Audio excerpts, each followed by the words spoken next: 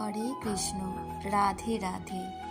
Srini creative চ্যানেলে আপনাদের সকলকে জানাই স্বাগত। আমলকি একাদশীর ব্রত কবে পালন করতে হবে? 9ই মার্চ রবিবার নাকি 10ই মার্চ সোমবার? আজ আমরা আমলকি একাদশীর সময়সূচি, একাদশীর পরের দিন পারণের সময়, পার মন্ত্র এবং ব্রত মাহাত্ম্য শ্রবণ করব। যুধিষ্ঠির বললেন, হে কৃষ্ণ, ফাল্গুন মাসের শুক্লপক্ষের একাদশী যে নামে বিখ্যাত তা বর্ণনা করুন। শ্রীকৃষ্ণ বললেন, হে মহাভাগ যুধিষ্ঠির, মান্ধাতার প্রশ্নের উত্তরে মহাত্মা বশিষ্ঠ এই একাদশীর মহিমা কীর্তন করেছিলেন। আপনার কাছে এখন আমি সেই কথা বলছি। এই একাদশীর নাম আমলকি।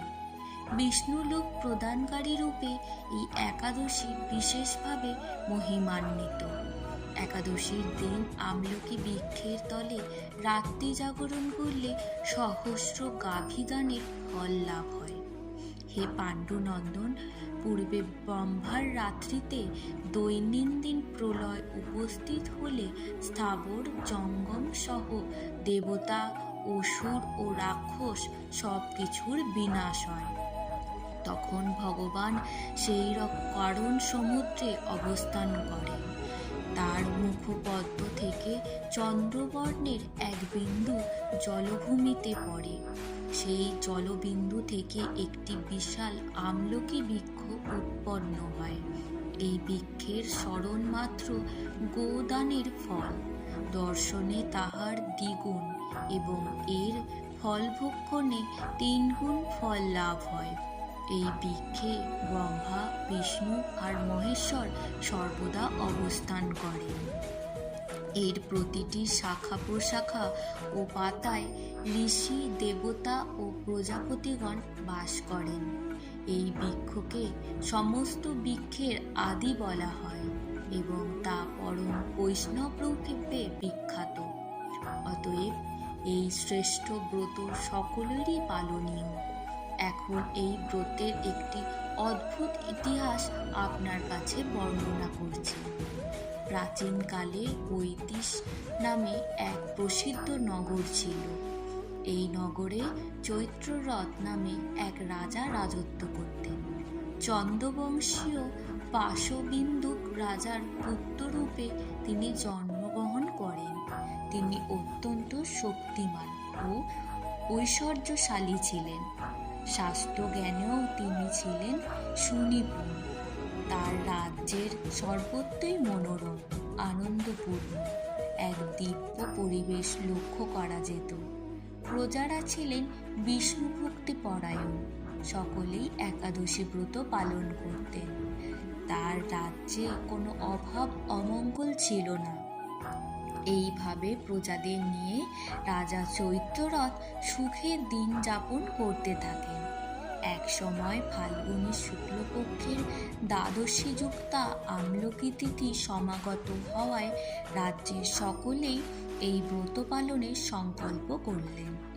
ওই দিন প্রাতঃস্নানের পর প্রজাদের নিয়ে রাজা ভগবান শ্রী বিষ্ণুর মন্দিরে যান।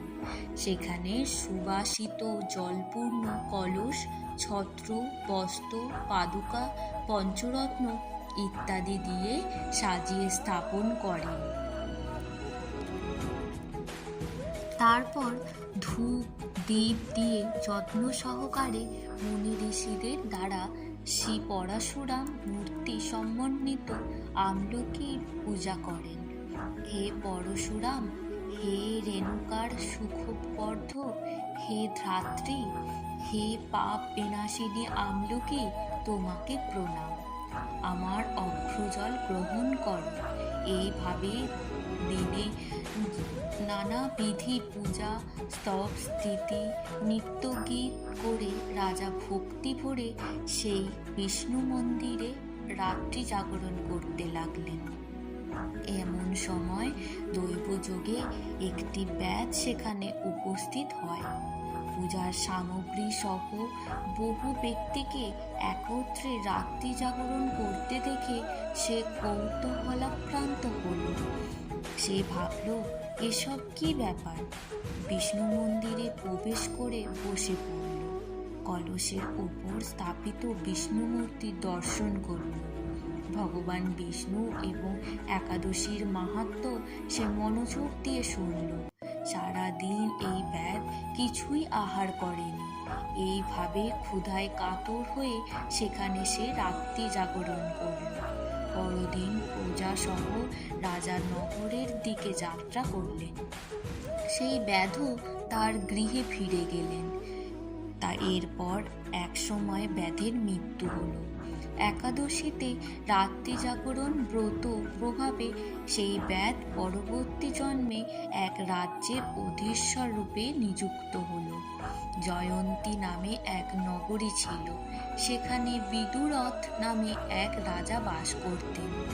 এই ব্যাধ বিদুরথ রাজার মহাবলী পুত্ররূপে জন্মগ্রহণ করেন। তার নাম হয় বসুরথ। 1,00,000 গ্রামের অধিপত্য তিনি লাভ করলেন।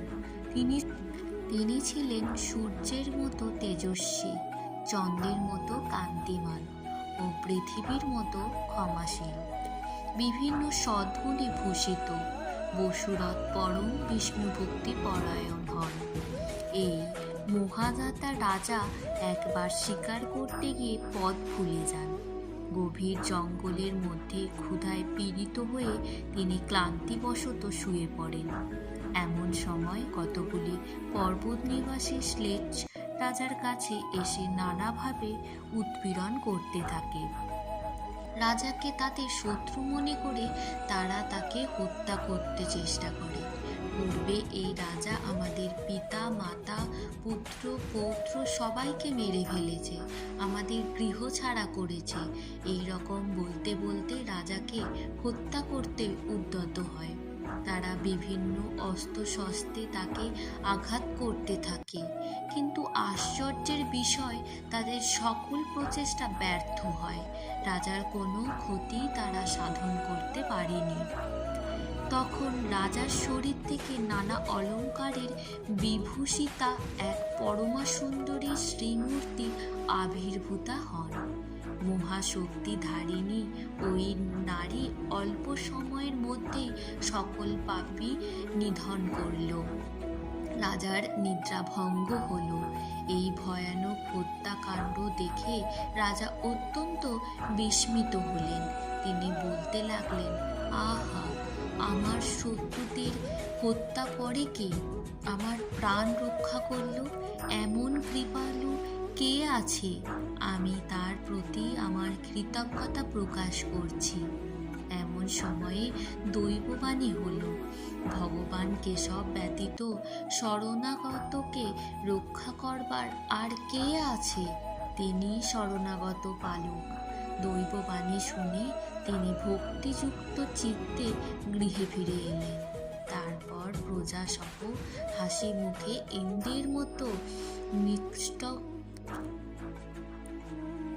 রাজ্য ভোগ করতে লাগলেন। বশিষ্ঠ বললেন, হে রাজন, যে মানুষ এই পরম উত্তম আমলকি একাদশী ব্রত পালন করেন তিনি নিঃসন্দেহে বিষ্ণু লোক প্রাপ্ত হন। এই একাদশীতে আমলকি বৃক্ষ স্মরণ করলে গোদানের ফল লাভ করা হয় ও আমলকি নিবেদন করলে ভগবানের বিশেষ কৃপা লাভ পাওয়া যায় এবং বিষ্ণু লোক প্রাপ্ত হয়। এই একাদশীটি পালন করতে হবে 10ই মার্চ 2025 অর্থাৎ সোমবার। পালনের সময় পরদিন 5:50 থেকে 8:16। একাদশী পালনের মন্ত্র অং অজ্ঞানতিমিরান্ধস্য ব্রাতেনানেন কেশব প্রসিদ্ধ সৌমুখ নাথ জ্ঞান দৃষ্টি প্রদোভা। হরে কৃষ্ণ।